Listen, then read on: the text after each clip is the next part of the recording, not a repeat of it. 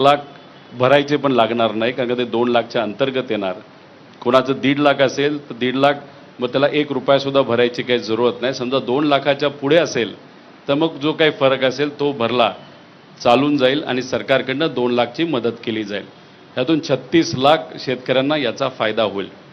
याच्याच बरोबर जे रेग्युलर शेतकरी आहेत त्यांना सरकारने 50,000 रुपये देण्याचं ठरवलेलं आहे. आमची विनंती आहे सरकारला की हे जे लिमिट आहे 50,000चं ते थोडंसं वाढवून घ्यावं. आणि याच्यातच आपण जर बघितलं तर त्यांनी एक अट टाकली आहे, कंटिन्युअसली म्हणजे सातत्याने 2 वर्ष या शेतकऱ्यांचं जे कर्ज आहे ते रेग्युलर पाहिजे. आणि त्यात दुसरी अट अशी आहे की 25-26 आणि 26-27 26-27 हे वर्ष संपलेलं नाही, म्हणजे आपल्या शेतकऱ्यांना वर्षभर थांबावं लागणार आहे या योजनेचा लाभ घ्यायला. त्यामुळे सरकारला महाजन साहेबांच्या माध्यमातून आपण विनंती केलेली आहे, ही अटसुद्धा काढण्यात यावी, जेणेकरून अधिकचे 14 लाख शेतकऱ्यांना याचा फायदा होणार आहे.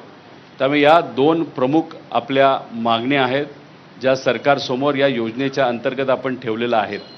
एवढ्या महान व्यक्तीचं नाव ज्यांनी शेती विषयामध्ये, महिला सबलीकरणामध्ये खूप मोठं कार्य केलं, असं पुण्यश्लोक अहिल्यादेवी होळकरांचं नाव या योजनेला दिलं असेल आणि याच्यात जर अशा अटी असतील ज्याच्यामुळे बहुतांश शेतकऱ्यावर अन्याय होणार असेल तर मला असं वाटतं की कुठंतरी तिथं मोठ्या महामानवाचं, पुण्यश्लोक अहिल्यादेवी होळकराचा अवमान होऊ शकतं. त्यामुळे कृपा करून ही अट या योजनेतून काढण्यात यावी अशी विनंती त्यांना केलेली आहे. याच्याचबरोबर आम्ही महाजन साहेबांना म्हणजे सरकारला अशी एक विनंती या पत्राच्या मदतीने केलेली आहे की येणारं वर्ष आपल्या सर्वांसाठी अतिशय कठीण आहे. सरकारच सांगतंय आणि आपल्याला सुद्धा माहिती आहे की यंदा पाऊस कमी पडणार आहे. पाऊस जर कमी पडणार असेल तर मग आपल्या शेतामध्ये येत्या काळामध्ये काही पिकणार नाही आणि जे काही ऊस नाही तर कुठलंही पीक असेल ते सुद्धा कदाचित जळून जाऊ शकतं, म्हणजे शेतकरी अजून अडचणीत येणार आहे. त्यामुळे ही योजना लागू करणं आपल्या सर्वांसाठी आणि ते सुद्धा हे अटी काढून हे महत्त्वाचं आहेच. पण त्याच्याचबरोबर मधल्या काळात आणि यांच्याच सरकारने 2024च्या इलेक्शनच्या आधी आपण बघितलं असेल तर 1 रुपयाला विमा काढला होता, त्याच्यात 4 ट्रिगर होते, पण नंतर हा विमा कॅन्सल झाला, ते 4 ट्रिगर काढण्यात आले, त्याच्यामुळे शेतकऱ्यावर अन्याय झाला.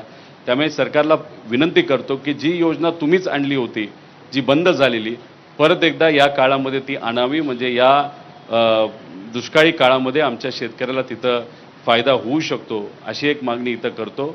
आणि लवकरात लवकर ही जी काही अटी काढून जी योजना तुम्ही आणलेली आहे त्यातून जे काही कर्ज माफ होईल ते पुनर्गठन तुम्ही करा आणि आमच्या शेतकऱ्याला लगेच नवीन कर्ज तिथं कसं मिळेल यासाठी आपण प्रयत्न करावे अशी विनंती मी सरकारला इथं केलेली आहे. आणि त्याच्याचबरोबर या पवित्र भूमीमध्ये इथं करोडो वारकरी इथं येत असतात आणि वारकरी म्हणजे खऱ्या अर्थाने शेतकरी असतो आणि शेतकरी इथं मोठ्या संख्येने येत असेल आणि याच पवित्र भूमीमध्ये विठोबरायांचे चरणी हे आंदोलन आपण केलं आणि कुठल्याही परिस्थितीमध्ये याच्यात राजकारण नव्हतं. कुठेही आपण आपल्या पक्षाचे चिन्ह वापरले नाही. जो कोणी इथं मान्यवर आला त्यांनी ओपन न बोलवता त्या ठिकाणी पाठिंबा दिला शेतकऱ्यांच्यासाठी. त्यामुळे अराजकीय आंदोलन इथं झालं, त्यासाठी महाजन साहेब इथं आले. त्यामुळे मला विश्वास आहे या पवित्र भूमीमध्ये हे आंदोलन होत असल्यामुळे या अन्यायकारक अटी या येत्या काळामध्ये सरकार हे नक्कीच त्या ठिकाणी काढेल. कारण का आपल्या सर्वांनाच माहिती आहे की पुढच्या महिन्यामध्ये इथं मोठ्या प्रमाणात वारी आणि सगळेच लोक वारी इथं मोठ्या प्रमाणात लोक येतील. मुख्यमंत्री साहेबांना सुद्धा इथं पहिली पूजा करण्यासाठी यावं लागतं, दरवर्षी यावं लागतं आणि त्या आषाढीच्या दिवशी. त्यामुळे लोकांचा आशीर्वाद हा नक्कीच नेत्यांना तिथं लाभेलच. त्यामुळे मी विनंती करतो आपल्या सर्वांच्या वतीने हे पत्र त्यांनी स्वीकारावं आणि याच्यातच त्यांनी तिथं त्यांचं मनोगतसुद्धा व्यक्त व्हावं.